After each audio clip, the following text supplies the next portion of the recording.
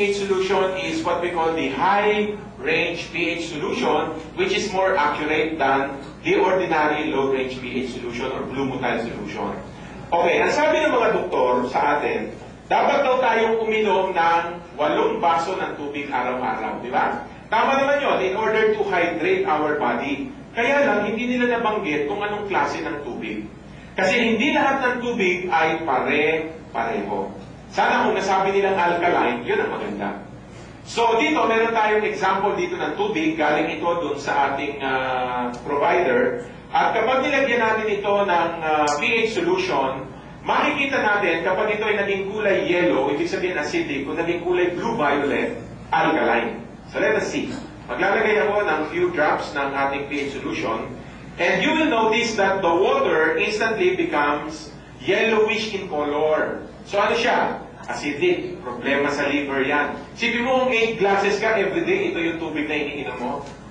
Maapektuhan ito yung ating dugo.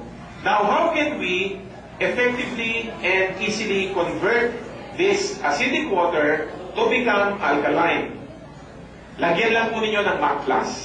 All you need to do is to squeeze in 2 to 3 drops of MAC+ in a glass of water. 2 hanggang 3 patak. Now, since konti lang naman yung tubig dito, I'll just add 1 drop. And you will notice that the acidic water will instantly become blue-violet in color. Palagpakan naman po natin ang MAC+. So this is the easiest way to convert your acidic water in becoming alkaline. Yan ang inumin po ninyo. Araw-araw, uminom kayo 5 baso ng tubig na mayroong 2 o 3 patak ng MAC+. Okay, few weeks ago, galing po kami sa Mindanao at may nagtanong. Sabi nila, Jonathan, alam mo, meron kaming product eh. Pag nilagay sa tubig, nagiging blue-violet din ang kulay. No, meron mga sodium ascorbate kasi na ginagamit, nagiging blue-violet din yung tubig. May mga ibang liquid mineral drops, pag nilagay sa tubig, nagiging blue-violet. Nakakita na kayo ng ganong presentation? Okay. Now, I would just like to remind you na sa industry po, mayroong 2 klase ng pH solution.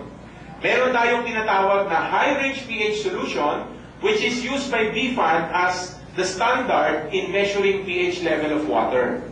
Meron din namang available sa market na tinatawag nating low-range pH solution, commonly known as blue motile solution. Now, most of the companies who are promoting sodium ascorbate products or liquid mineral drops are using blue motile solution. Ano ba ang problema sa blue motile solution? Inaccurate ang kanyang pH testing. Kaya hindi ito ginagamit ng GCOR. Tingnan nyo po, ang blue motile solution is only very effective sa 2 klase ng tubig. Pwede lang gamitin ang blue motile either sa distilled water or sa purified water. Magre-request ako na humingi tayo ng tubig, no, yung galing sa gripo. Pwede ba, Albert? Humingi tayo ng tubig galing sa gripo para makita po ninyo yung difference. Now, ilalagay ko po itong distilled water sa isang baso, and you will notice na clear color din yung tubig, no? Pagbubukas ko lang yan. But this time, I'm going to use blue motile solution o yung ating low-range pH solution. Okay, pag nilagay natin ito sa water, manonotice ninyo that the water also turned into yellowish color. Ibig sabihin, acidic siya. So, yung mga ibang companies, ang gagawin na nila ngayon, kukuha sila ng product nila, it could be sodium ascorbate, ilalagay dun sa tubig, lo and behold, magiging bluish yung water. So, alkaline na daw, parang baka na yung mga tao. Kung meron naman silang other product, liquid drops, ilalagay nila, it will turn into blue-violet color.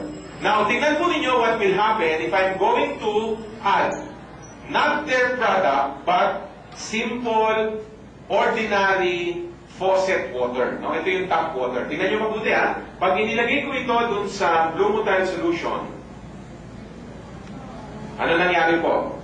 Naging blue-violet din siya. Now, what if lolokohin ko kayo?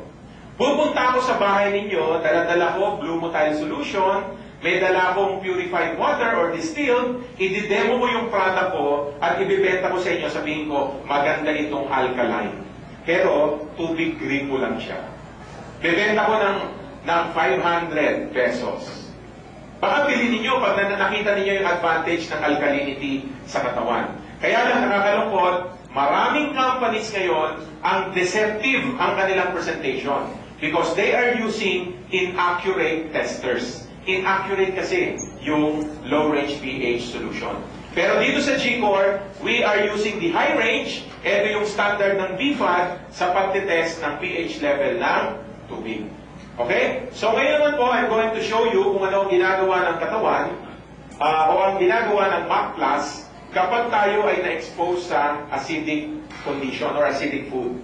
Ipagpalagay po ninyo na ito yung ating dugo. Now, I will add an acidic chemical which represents the food that we eat. No? Ito yung kumakatawan sa mga pagkain acidic na ating kinakain. For example, uminom po kayo ng coffee. Yan. Imagine niyo in every cup of acidic coffee, you are making your blood acidic. Eh, sinamahan mo pa ng soft drinks, tocino, longganisa, ham, bacon. Merong may utang, hindi nagbabayad, stress na kayo dyan.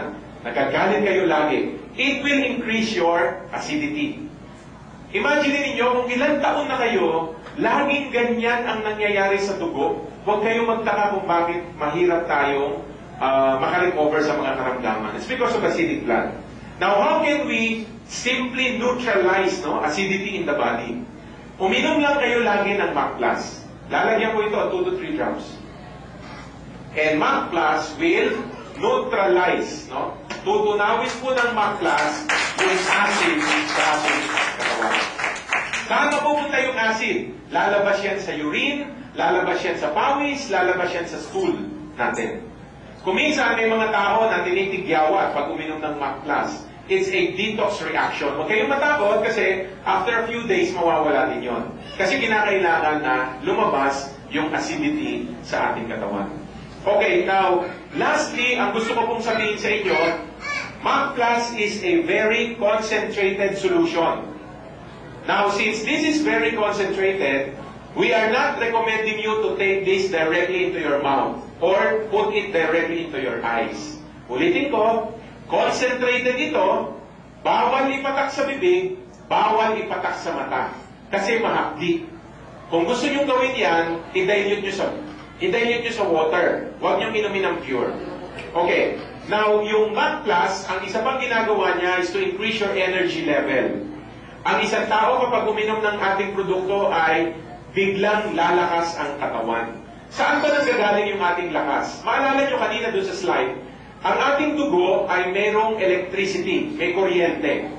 At natuklasan na yung kuryente na dumadaloy sa ating dugo ay nasusukat around 9 millivolts. Yan yung kuryente ng ating katawan.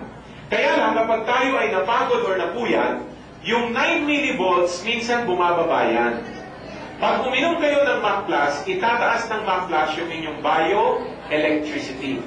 Ngayong gabi, mayroon kaming daladala na isang equipment na susukat sa amount of energy ng isang tao.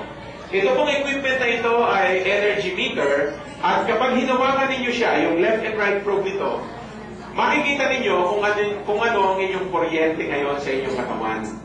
Lahat kayo mamaya, you can test, pero since this is part of our demo, hihingi lang ako siguro 1 or 2 volunteers. So, sino po ang gusto mag-volunteer para masukat natin yung inyong energy level? O sige, unahin ko muna si Sir.